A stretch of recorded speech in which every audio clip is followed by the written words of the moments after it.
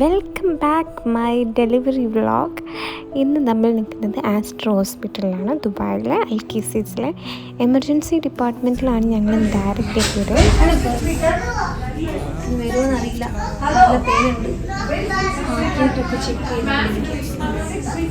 Contraction ഉണ്ടെന്നൊക്കെ പറയുന്നത്. ഇന്ന് നവംബർ 10 രാവിലെ എണീറ്റപ്പോൾ തന്നെ എനിക്ക് ഒരു ഹെവിനെസ് പോലെ, അതേപോലെ തന്നെ ഒരു പെയിൻ പോലെയും ബ്ലീഡിങ് പോലെയൊക്കെ കണ്ടു. അതുകൊണ്ട് ഡയറക്റ്റ് എമർജൻസിയിൽ വന്നപ്പോൾ അവിടെയുള്ള ചെക്കിങ്ങും കാര്യങ്ങളും കഴിഞ്ഞപ്പോൾ പറഞ്ഞു ലേബർ റൂമിലേക്ക് പെട്ടെന്ന് പോകണം എന്നുള്ള രീതിയിലാണ് ഡോക്ടർ പറഞ്ഞത്. കാരണം സെർവിക്സ് 2 സെൻറ്റിമീറ്റർ ഓപ്പൺ ആയി എന്നുള്ള രീതിയിലാണ് ഡോക്ടേഴ്സ് പറഞ്ഞിട്ടുണ്ടായിരുന്നത്. അങ്ങനെ ക്യാനിലേക്ക് ഇട്ട് നേരെ ലേബർ റൂമിൽ എത്തിയിട്ട് കാണാം കേട്ടോ.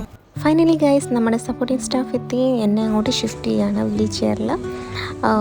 എന്തൊക്കെയാണ് നടക്കാൻ പോകുന്ന ലേബർ റൂമിൽ എത്തിയിട്ട് കാഴ്ചകൾ കാണാം. അങ്ങനെ ഇവിടെ ഇപ്പം ഞാൻ ലേബർ റൂമിൽ കണ്ടറിയാം ബേബി. ഇനി നമ്മുടെ ഡോക്ടർ വരാനുള്ള വെയിറ്റിങ്ങിലാണ്. ഡോക്ടർ വന്ന് ചെക്ക് ചെയ്തപ്പോൾ പറഞ്ഞു നമുക്ക് വെയിറ്റ് ചെയ്യാം, ഇപ്പോൾ 2 സെൻറ്റിമീറ്റർ ഓപ്പൺ ആയിട്ടുള്ളൂ, ഇനി എന്താ പെയിനും കാര്യങ്ങളും വരുന്നുണ്ടോ നോക്കാമെന്ന് പറഞ്ഞു. അപ്പം അതിന് വേണ്ടിയുള്ള വെയിറ്റിങ്ങിലാണ്. പിന്നെ അതിൻ്റെ കൂടെ തന്നെ ബേബീൻ്റെ ഹാർട്ട് റേറ്റും എല്ലാം ചെക്ക് ചെയ്തുകൊണ്ടിരിക്കുന്നുണ്ട്. എൻ്റെ മൈൻഡും കാര്യങ്ങളൊക്കെ ഞാൻ സെറ്റാക്കി തുടങ്ങുകയാണ്. കാരണം നല്ല പേടിയുള്ള ആളാണ് ഈ കാര്യത്തിനൊക്കെ. ഡോക്ടർ വന്ന് കണ്ടു. അപ്പോൾ ഫാസ്റ്റിങ് വേണ്ട, ചെറിയ ഫുഡൊക്കെ കഴിച്ചോളാൻ പറഞ്ഞു. അങ്ങനെ എനിക്കുള്ള സ്നാക്സും കാര്യങ്ങളൊക്കെ എത്തി. കാരണം രാവിലെ തന്നെ എണീറ്റ പാടെ ഞാൻ ആ ഹോസ്പിറ്റലിലേക്ക് വന്നത്, ഒന്നും കഴിച്ചിട്ടില്ല, നല്ല വിശപ്പുണ്ട്. അങ്ങനെ ഞാൻ ഇതൊക്കെ കഴിച്ച് ഇനി ബാക്കി എന്താണ് ബോഡിയിൽ ചേഞ്ചസ് വരുന്നത് നമുക്ക് ഒബ്സേർവ് ചെയ്യാൻ വേണ്ടിയിട്ടുള്ള ടൈമാണ്. ഡോക്ടർ എന്നോട് ചെറിയ എക്സസൈസൊക്കെ സ്റ്റാർട്ട് ചെയ്യാൻ പറഞ്ഞു. കാരണം ഓപ്പണിങ് ആയി തുടങ്ങുന്നേ ഉള്ളൂ. അപ്പം റെഗുലറായിട്ട് സ്കോട്ടിങ്, വാക്കിങ് കാര്യങ്ങൾ, ബോൾ വെച്ചിട്ടുള്ള എക്സസൈസ് കാര്യങ്ങളൊക്കെ ചെയ്യാൻ പറഞ്ഞു. എന്നാൽ ചേഞ്ചസ് വരുമോ നോക്കാം എന്നുള്ള കാര്യം. അപ്പം ഞാൻ കണ്ടിന്യൂ ആയിട്ട് ഇങ്ങനെ ചെയ്തുകൊണ്ടിരിക്കുകയാണ്. കാരണം എൻ്റെ മാക്സിമം എഫേർട്ട് ഞാൻ ഇടുന്നുണ്ട്. കാരണം എനിക്ക് നോർമൽ ആവണം എന്നാണ് എൻ്റെ മനസ്സിൽ. അതിൻ്റെ ഒരു ലേബർ പ്രോസസ്സ് എൻ്റെ ബോഡിയിൽ സ്റ്റാർട്ട് ചെയ്യുകയും ചെയ്തു. പക്ഷേ അൺഫോർച്ചുനേറ്റ്ലി എൻ്റെ ബോഡി അതിനായിട്ട് റിയാക്ട് ചെയ്യുന്നില്ല എന്ന് എനിക്ക് തോന്നുന്നുണ്ട്. ഡോക്ടർ വന്നപ്പോൾ വീണ്ടും ചെക്ക് ചെയ്തപ്പോൾ പറഞ്ഞു ഓപ്പൺ ആവുന്നില്ല എന്നുള്ള രീതിയിലാണ് എന്നോട് പറഞ്ഞത്. വീണ്ടും എക്സസൈസ് ചെയ്യാൻ പറഞ്ഞു. അങ്ങനെ ഞാൻ വീണ്ടും എക്സസൈസ് സ്റ്റാർട്ട് ചെയ്തു കേട്ടോ. ഇനി ഡോക്ടർ പറഞ്ഞു ഒരു മാറ്റവും കാണുന്നില്ല, നമുക്ക് വാട്ടർ ബ്രേക്ക് ചെയ്യാമെന്ന് പറഞ്ഞു. അങ്ങനെ PV ഒക്കെ ചെയ്തതിന് ശേഷം വാട്ടർ ബ്രേക്ക് ചെയ്തു. അത് ലേബർ റൂമിൽ വെച്ചാണ് ചെയ്തത്. ഇതാണ് ലേബർ റൂം. ഈ ലേബർ റൂമിൽ വെച്ച് വാട്ടർ ബ്രേക്ക് ചെയ്തു. അങ്ങനെ അത് കഴിഞ്ഞും ഫ്ലൂയിഡും സ്റ്റാർട്ട് ചെയ്തു, കോൺട്രാക്ഷനുള്ള. എന്നിട്ടും ഒരു റെസ്പോൺസും ഈവനിങ് ആയിട്ട് കാണുന്നില്ല. അപ്പോൾ ഡോക്ടർ പറഞ്ഞു സിസേറിയനാണ് ഇപ്പോൾ പ്ലാൻ ചെയ്തിരിക്കുന്നത്. എനിക്ക് പെയിനൊന്നും വരുന്നില്ല. സെർവിക്സ് 2 സെൻറ്റിമീറ്റർ ഓപ്പൺ ആവുന്നുണ്ട്.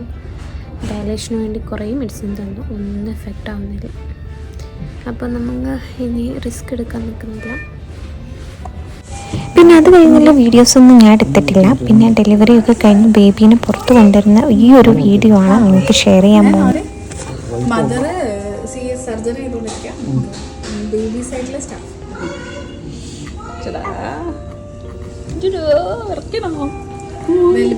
ഷിഫ്റ്റ് ചെയ്തിരിക്കും. മദറിനെ മാറ്റിയതിന് ശേഷമായിരിക്കും ബേബീനെ മദർ സൈഡിലേക്ക് എടുക്കും. മോനെ എടുക്കും, ഫോട്ടോ എടുത്തോളൂ. മോനെ ഉണ്ണിക്കുട്ടൻ എടുത്തോടാ, ഉണ്ണിക്കുട്ടൻ എടുത്തോടാ. കയ്യിലെടുക്കാം, കയ്യിലെടുക്കാം.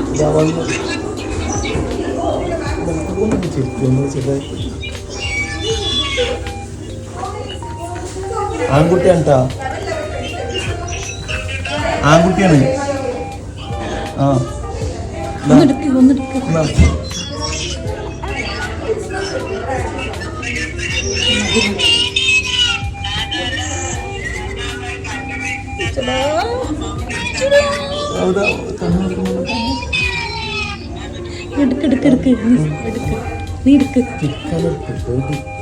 സിസ്റ്ററും കയ്യിൽ വെച്ച് എത്ര വെയിറ്റ് ഉണ്ട് സിസ്റ്റർ? വെയിറ്റ് നോക്കുന്നു.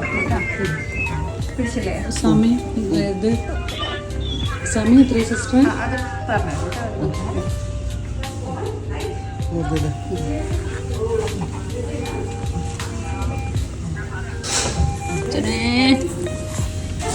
നിങ്ങൾ ബേബിക്കാണ് നമ്മൾ ബേബിനെ ഷിഫ്റ്റ് ചെയ്യാം. അങ്ങനെ പെട്ടെന്ന് തന്നെ ബേബി കെയർ യൂണിറ്റിലേക്ക് ഷിഫ്റ്റ് ചെയ്തു. കാരണം എൻ്റെ സർജറി കഴിയുന്നതേ ഉള്ളൂ. അത് കഴിഞ്ഞൊരു 15-20 മിനിറ്റ്സിനുള്ളിൽ തന്നെ സർജറി എല്ലാം കഴിഞ്ഞു. കാരണം അതിനുള്ള ഡീറ്റെയിൽസും കാര്യങ്ങളൊക്കെ ഞാൻ പിന്നെ എക്സ്പ്ലെയിൻ ചെയ്തുതരാം, സിസേറിയൻ എങ്ങനെയായിരുന്നു എന്നുള്ള കാര്യങ്ങളൊക്കെ. അത് കഴിഞ്ഞു എന്നെ റിക്കവറി ഒരു ICUലേക്ക് ഷിഫ്റ്റ് ചെയ്തു. അവിടുന്ന് കുറച്ച് ഒബ്സർവേഷൻ കഴിഞ്ഞതിന് ശേഷം പിന്നെ റൂമൊക്കെ സെറ്റായി. റൂമിൻ്റെ 11 മണിയായി റൂമിൻ്റെ കാര്യങ്ങളൊക്കെ ശരിയാകുമ്പോൾ. അങ്ങനെ തന്നെ റൂമിലേക്ക് ഷിഫ്റ്റ് ചെയ്തു. ഇപ്പോൾ എനിക്ക് പെയിൻ യാതൊന്നും അറിയുന്നില്ല. കാലിൻ്റെ താഴേക്ക് ഫുള്ള് മരവിച്ച് കിടക്കുകയാണ്. കുറച്ച് ടൈം കഴിഞ്ഞപ്പോൾ എനിക്ക് ഓട്ടോമാറ്റിക്കലി കുറച്ച് പെയിനും കാര്യങ്ങളൊക്കെ വന്നു തുടങ്ങി. അതിൻ്റെ കാര്യങ്ങൾ ഞാൻ വേറൊരു വീഡിയോയിൽ ഞാൻ ഈ സിസേറിയൻ്റെ കാര്യങ്ങൾ എക്സ്പ്ലെയിൻ ചെയ്തിടുന്നുണ്ട്. പിറ്റേ ദിവസം ബേബീനെ നമ്മൾ കുറേ പേര് കാണാനും എല്ലാവരും വന്നിട്ടുണ്ടായിരുന്നു. ഞാൻ ഓൾമോസ്റ്റ് റിക്കവറായിട്ട് വരുന്നതായിട്ടും. അത് കഴിഞ്ഞ് മോർണിംഗ് ഫുഡ് കഴിക്കാൻ വേണ്ടിയിട്ട് സ്നാക്സും കാര്യങ്ങളൊക്കെ കൊണ്ടുവന്നിട്ടുണ്ടായിരുന്നു. ഇഡ്ഡലി സോഫ്റ്റായിട്ടുള്ള ഫുഡ് മാത്രമാണ് പറഞ്ഞിട്ടുള്ളത്. കാരണം കോൺസ്റ്റിപ്പേഷനും കാര്യങ്ങളും വരുമെന്നുള്ള ഒരു പേടി ഉണ്ടായിരുന്നു. പിന്നെ ഇവിടെ ഫോട്ടോഷൂട്ടും കാര്യങ്ങളൊക്കെ ഇവർ പ്രൊവൈഡ് ചെയ്യുന്നുണ്ട്. ഓരോരോ പാക്കേജ്, അതുപോലെ തന്നെ വീഡിയോസും കാര്യങ്ങളൊക്കെ ഇവർ ചെയ്തു തരും. അതിന് കുറച്ച് ചെറിയൊരു എമൗണ്ട് കൊടുത്താൽ മതി. പിന്നെ ഉച്ചയ്ക്കുള്ള ഫുഡ് വന്നു, അതും കഴിച്ചു. പിന്നെ എൻ്റെ ഫ്രണ്ട്സും അവരെല്ലാവരും വന്നിട്ടുണ്ടായിരുന്നു. ചേട്ടൻ്റെ ഫ്രണ്ട്സും എല്ലാവരും ബേബീനെ കാണാൻ വേണ്ടി വന്നു. ചെറിയ ചെറിയ ഗിഫ്റ്റൊക്കെ കൊണ്ടുവന്നിട്ടുണ്ടായിരുന്നു. അതിൻ്റെ ഓപ്പണിങ്ങൊക്കെ ഞങ്ങൾ ചെറിയ വീഡിയോസൊക്കെ എടുത്തു. പക്ഷേ എൻ്റെ മൈൻഡ് ഡിസ്ട്രാക്ട് ചെയ്യാൻ വേണ്ടിയിട്ട് ഞാൻ ഈ കാര്യങ്ങളൊക്കെ മാക്സിമം എൻഗേജ് ആയിട്ടിരുന്ന്. കാരണം ഞാൻ എന്നെ തന്നെ കോൺസെൻട്രേറ്റ് ചെയ്ത് കഴിഞ്ഞാൽ എനിക്ക് സഹിക്കാൻ പറ്റുന്നതിലപ്പുറമായിരുന്നു. പക്ഷേ ഡോക്ടർ വന്ന് പറഞ്ഞു പിറ്റേ ദിവസം തന്നെ മൈൽഡായിട്ടുള്ള നടത്തമൊക്കെ തുടങ്ങാമെന്നൊക്കെ പറഞ്ഞു. പക്ഷേ എനിക്ക് ആ ഫസ്റ്റ് സിസേറിയൻ കഴിഞ്ഞ് എണീക്കുന്ന ആ ഒരു മൊമെൻ്റ് പറഞ്ഞറിയിക്കാൻ വയ്യ. കാരണം എനിക്ക് അത്രയും വെയിലായിരുന്നു. ആ ബെഡിൽ നിന്ന് ഞാൻ നിലത്തേക്ക് എഴുന്നേൽക്കുമ്പോൾ എൻ്റെ വയറൊക്കെ ഇങ്ങനെ പൊളിഞ്ഞു വരുന്ന ഒരു വേദനയായിരുന്നു. പക്ഷെ ബേബിയുടെ ഫേസ് കാണുമ്പോൾ ഞാനൊക്കെ മറന്നുപോയി കേട്ടോ. പിന്നെ ഞങ്ങൾ പിറ്റേ ദിവസം ഇവർ ഡിസ്ചാർജിൻ്റെ കാര്യങ്ങളിലൊക്കെ പ്രോസസ്സിങ്ങിലാണ്. അപ്പം ഞാൻ ഡ്രസ്സൊക്കെ ചേഞ്ച് ചെയ്തു. പിന്നെ ഫുഡും കാര്യങ്ങളും എടുത്തു, മോർണിംഗ് ഫുഡ് എടുത്തു. അപ്പോൾ ഈവനിങ് ആകുമ്പോഴേക്കും ഡിസ്ചാർജിൻ്റെ കാര്യങ്ങളൊക്കെ ഓക്കെ ആവുമെന്ന് പറഞ്ഞു.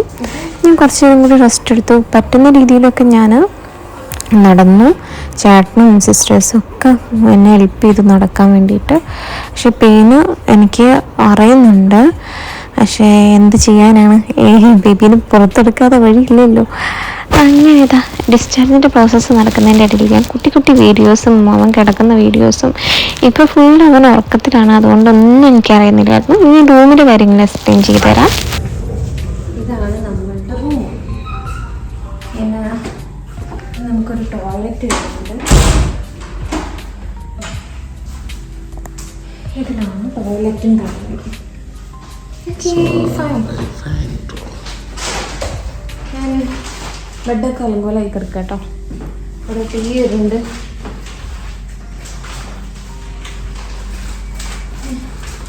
തിരിച്ചു പോകുമ്പോൾ പിന്നെ ഒരു വ്യൂ ഉണ്ട്.